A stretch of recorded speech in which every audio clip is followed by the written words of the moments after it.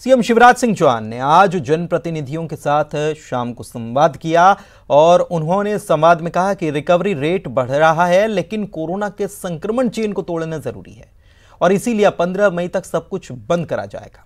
सबका सहयोग इसमें उन्होंने मांगा और यह भी कहा कि यह मानवता पर संकट है, इसे लड़ने के लिए सबका सहयोग जरूरी होगा। सीएम ने कहा कि गरीबों का इलाज निःशुल्क होगा, मध्यम वर्गीय, निम्न मध्यम वर्गीय और मध्यम वर्गीय तक लोगों का इलाज निःशुल्क किया जाएगा। इसमें शामिल किया जाएगा आयुष्मान भारत योजना जो है, इसके तहत अस्पतालों को पैकेज दिए जाएंगे और उसी के तहत ये होगा। अगर कार्ड किसी का नहीं बना है तो उसके कार्ड बनाए भी जाएं, ये भी मुख्यमंत्री ने अपने अधिकारियों को निर्देश दिए हैं और तुरंत बनाया जाए जो लोग नहीं जुड़े हैं। उन्होंने ये भी कहा है कि प्रदेश में कोई गरीब भूखा नहीं रहेगा, 15 मई तक बंद रहेगा। मजदूरी अगर नहीं होगी तब भी राशन पानी सरकार मुहैया कराए।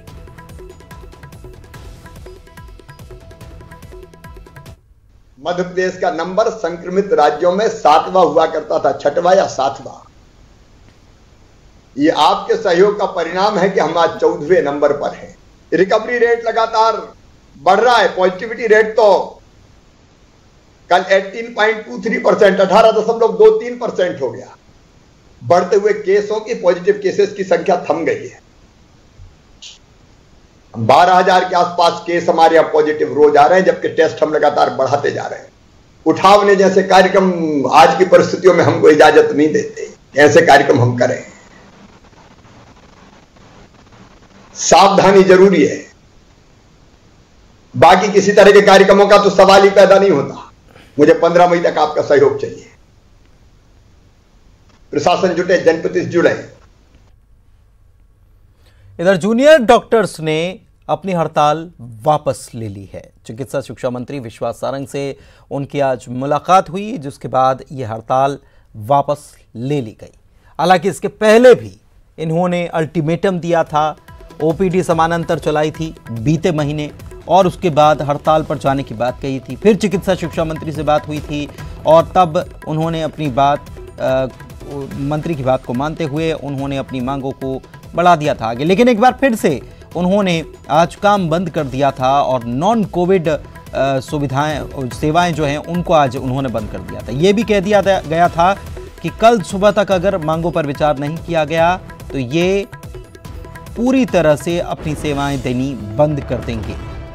इसके बाद बात हुई शासन स्तर पर, चिकित्सा शिक्षा मंत्री से बात हुई और उन्होंने आश्वासन दिया, जो उनकी कुछ मांगे हैं उन पर उनको मानने का आश्वासन दिया गया, जिसके बाद इन्होंने अपनी हड़ताल कल से होने वाली थी वो वापस ले ली।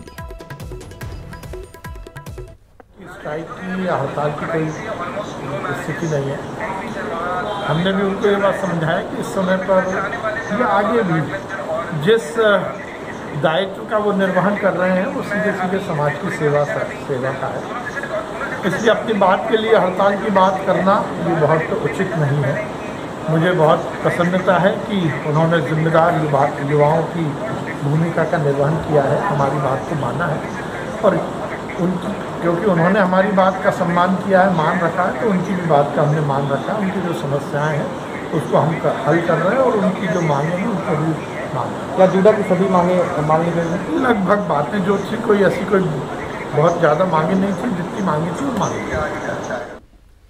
तो मंत्री कह रहे हैं कि बहुत ज़्यादा मांगे ही नहीं थी उनकी और जितनी मांगे थी वो मान ली गई। लेकिन ऐसी नौबत क्यों आई, ये भी ध्यान देने की ज़रूरत है कि एक दिन भी भारी है और एक दिन नॉन कोविड सेवाएं उन्होंने नहीं दी, कितना भारी पड़ सकता है ये। सांस भारी और सियासत जारी। देश में कोरोना बेकाबू है। बीते 24 घंटे में देश भर में 4 लाख से ज़्यादा मामले सामने आए और मध्य प्रदेश में 12,000 से ज़्यादा नए मरीज मिले। साफ है कि कोरोना का कहर अभी भी जारी है। इसके साथ साथ सियासत परवान चढ़ी है।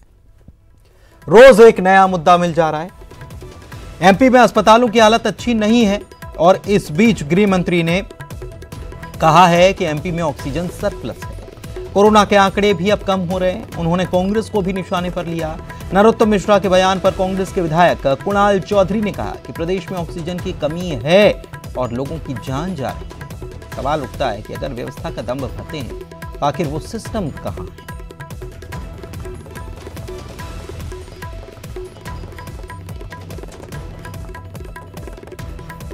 जो आपने हाहाकार ऑक्सीजन का सुना होगा, आज भी हम सरप्लस में ऑक्सीजन के क्षेत्र में हैं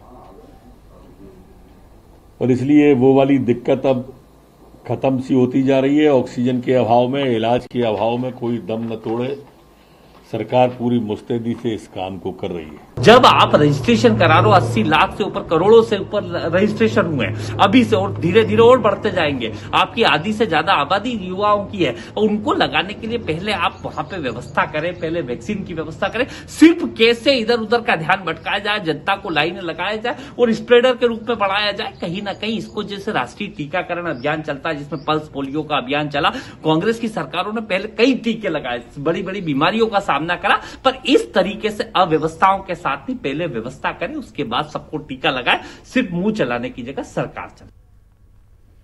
प्रदेश के पूर्व मुख्यमंत्री कमलनाथ ने सीएम शिवराज सिंह चौहान को एक खत लिखा है और कहा है कि वो उन परिवारों की अब मदद करें जो परिवार कोरोना काल में पूरी तरह से आर्थिक रूप से टूटे हुए हैं, जिनका कोई काम धंधा नहीं चल रहा और घर में वो बंद हैं। ऐसे में उनकी मदद होनी चाहिए। इसके अलावा कोरोना के चलते जिन लोगों की मौत हुई है उनके परिवारों को भी आर्थिक मदद की दरकार है और ऐसे में उन्हें सरकार की ओर से मदद दी जानी चाहिए।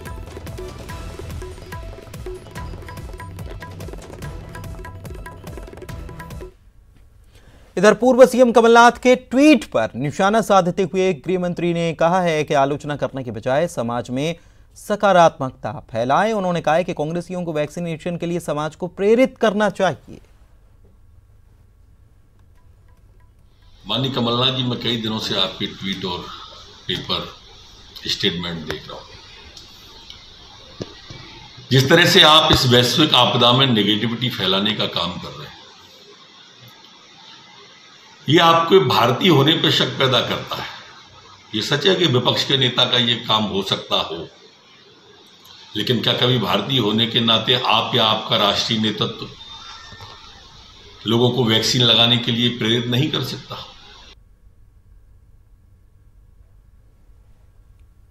ग्वालियर में पूर्व विधायक मुन्नालाल गोयल ने बीजेपी समर्थक की मौत के बाद मंत्री प्रद्युम्न सिंह तोमर को नाराजगी भरा पत्र लिखा है। इसमें उन्होंने लिखा है कि मंत्री जी, ये वक्त सैनिटाइजेशन करने का नहीं है बल्कि मरीजों की जान बचाने का है।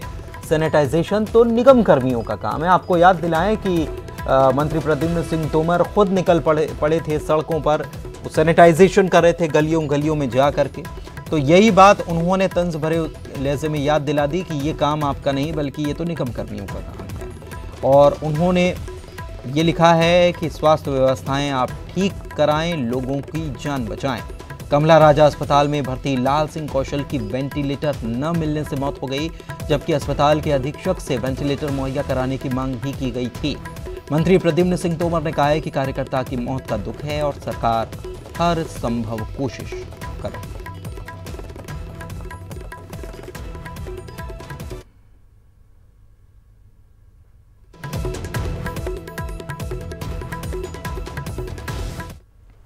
टीकमगढ़ में एक शख्स की लापरवाही से पूरी बारात कोरोना पॉजिटिव हो गई। जानकारी मिलने के बाद पूरे प्रशासन ने पूरे गांव को सील कर दिया है और पूरे गांव की स्क्रीनिंग और सैंपलिंग की जा रही है। ये वाकया पृथ्वीपुर ब्लॉक के लुअरगुआ गांव का है, जहां पर एक कोरोना पॉजिटिव युवक की रिपोर्ट पॉजिटिव आने के बाद भी उसे आइसोलेट नहीं किया गया था और वो पूरे गाँव में घूमता रहा। इतना ही नहीं, बाकायदा गाँव की शादी समारोह में भी वो शामिल हो गया और तो और लोगों को खाना खिलाने के साथ साथ वो दूल्हा दुल्हन के साथ स्टेज पर भी घूमा, बेधड़क घूमता रहा। अब गांव में लोगों के बीमार होने का सिलसिला शुरू हो गया है। इसके बाद हड़कंप मचा हुआ है। 40 से ज्यादा लोग अब तक संक्रमित हो चुके हैं। स्वास्थ्य विभाग की टीम ने डेरा डाल रखा है, लोगों की टेस्टिंग जारी है।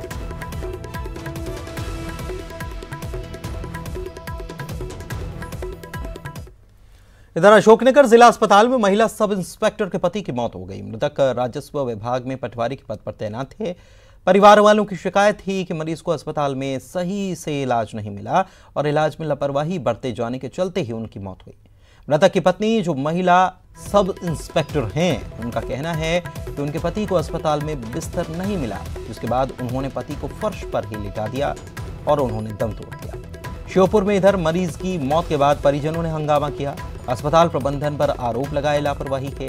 पुलिस मौके पर पहुंची और मामला शांत कराया गया। बताया जा रहा है कि जिला अस्पताल में बुधवार को 11 मरीजों की मौत हुई थी, जबकि आज सुबह 3 मरीजों ने दम तोड़ दिया। पिछले 6 दिन में 60 मरीजों की मौत यहां पर हो चुकी है। ये सभी मरीज ऑक्सीजन के सपोर्ट पर भर्ती थे। 2 मरीजों ने ऑक्सीजन की कमी से भी दम तोड़ा है।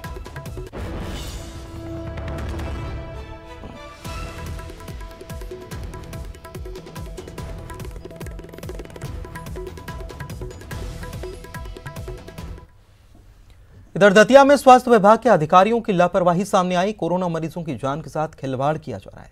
आलम यह कि अस्पताल में स्टाफ नहीं, जिसकी वजह से कोरोना मरीजों की देखभाल खुद उनके परिजन कर रहे हैं। इतना ही नहीं, सिविल सर्जन और डॉक्टर्स मरीजों के परिजनों से साफ कह चुके हैं कि हमारे पास स्टाफ नहीं है और इसीलिए आपको खुद ही मरीजों की देखभाल करना, वरना मरीज को लेकर चले जाएं। मरीज के परिजनों ने अस्पताल के अंदर का एक वीडियो बनाया है और अस्पताल की लापरवाही को दिखाया। इस मामले में जब अस्पताल के सिविल सर्जन से पूछा गया तो वो झल्लाते नजर आए। कोरोना मरीज के साथ में किसी भी व्यक्ति को रहना तो दूर, उसके साथ में आना जाना भी उसके यहाँ पे परमिटेड नहीं है, क्योंकि वो हाईली इन्फेक्टेड एरिया रहता है। अगर कोई व्यक्ति वहाँ जाता है बिना परमिशन के तो उसको भी कोरोना होने की पूरी संभावना रहती है। इस तरह से उसको संक्रमण और वो लेके जाएगा। इसके लिए हमारे जो है गार्ड लगा रखे गए हैं, पुलिस भी लगा रखी है, इवन दो कि कोई भी व्यक्ति इस तरह का वहां पे जाए नहीं। इधर जबलपुर में रेमडेसिविर इंजेक्शन की कालाबाजारी की जा रही है। पुलिस ने इसके साथ 2 लोगों को गिरफ्तार किया है। ये न्यू लाइफ सिटी अस्पताल के कर्मचारी हैं। आरोपी अस्पताल को मिलने वाले सरकारी रेमडेसिविर इंजेक्शन को 7 गुना ज्यादा दाम पर बेचने जा रहे थे। शिकायत के बाद पुलिस ने ग्राहक बनकर इनको दबोच लिया और मामला दर्ज कर लिया गया। इतना ही नहीं, रेमडेसिविर इंजेक्शन की कालाबाजारी जो हो रही है, इसमें सीधे जो खबरें लगातार सामने आ रही हैं, मेडिकल से जुड़े हुए लोगों की ही संलिप्तता है। उज्जैन में रेमडेसिविर इंजेक्शन की कालाबाजारी करते 2 नर्स गिरफ्तार हुई हैं। ये सरकारी अस्पताल चरक की बताई जा रही हैं। पुलिस ने एक युवक को भी गिरफ्तार किया है। पुलिस ने इनके पास से भी 5 इंजेक्शन बरामद किए हैं। हैरानी की बात यह है, मेडिकल स्टाफ जो देख रहा है कि कितने बुरे हालात हैं और एक एक मरीज की जान कितनी भारी है, ऐसे में ये लोग काला बाजारी कर रहे हैं, चुरा कर इंजेक्शन बेचने का काम कर रहे हैं।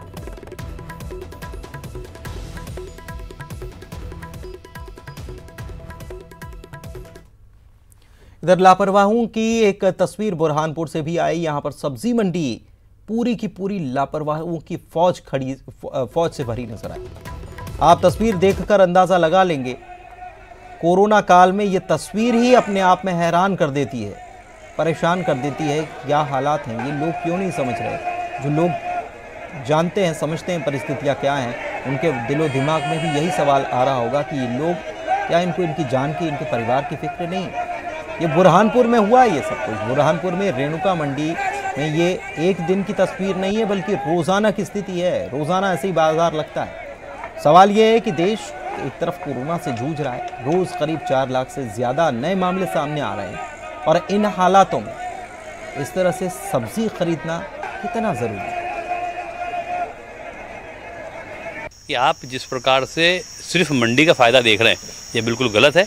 महाराष्ट्र की सीमा जब सिल है तो महाराष्ट्र का किसान या महाराष्ट्र का व्यापारी बुरहानपुर में कैसे आ रहा है? सबसे पहले तो कार्रवाई मंडी प्रशासन पर होनी चाहिए, जो वहाँ पे कर्मचारी है, कि महाराष्ट्र के लोगों को एंट्री कैसी मिल रही है।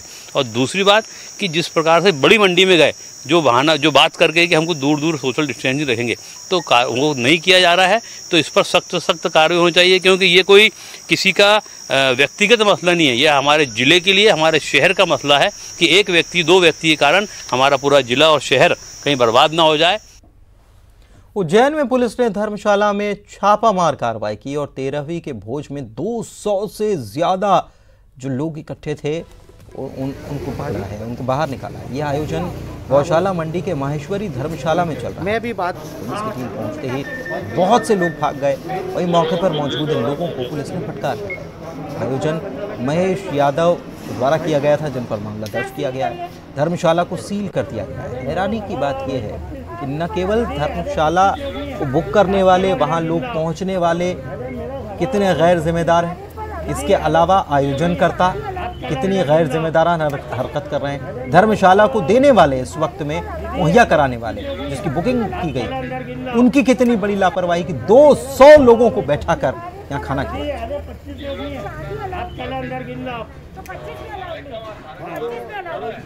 ये धर्मशाला में मनोज यादव जी के पापा जी शांत हुए थे, जिनकी उम्र लगभग 108 वर्ष थी। उनके नुक्ते के कार्यक्रम में इन्होंने भीड़ लगा रही थी। लगभग 200 से ऊपर लोग इकट्ठे होने की सूचना थी। इनके ऊपर नगर निगम द्वारा हमने कार्रवाई भी करवाई है।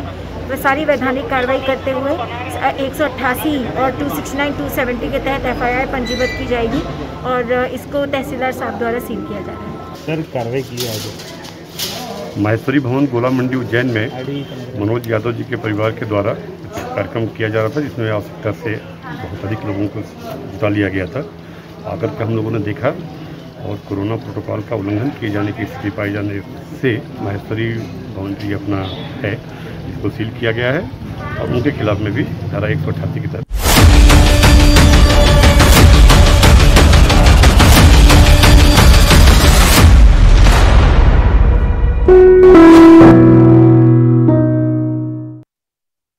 कोविड-19 महामारी ने परस्पर निर्भरता की भावना को सुदृढ़ किया है, जिससे पूरा देश इस विपत्ति में एकजुट होकर मुकाबला कर रहा है। वैक्सीनेशन के ऐलान के बाद जरूरत है हम सभी अपना सर्वश्रेष्ठ योगदान दें, जिससे हम एक साथ मिलकर वायरस को हराने की तरफ कदम बढ़ा सकें।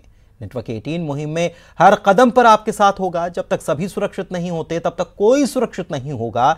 इस सोच के आधार पर हमारे कैंपेन संजीवनी का लक्ष्य यह सुनिश्चित करना है कि वैक्सीन पाना सभी भारतीयों का अधिकार है।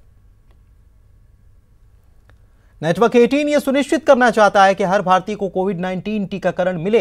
टीकाकरण जागरूकता बढ़ाने के लिए नेटवर्क 18 और फेडरल बैंक की पहल संजीवनी अ शॉट ऑफ लाइफ को सपोर्ट करें। Health expert Apollo 24/7। मुझे दीजिए इजाजत। नमस्कार।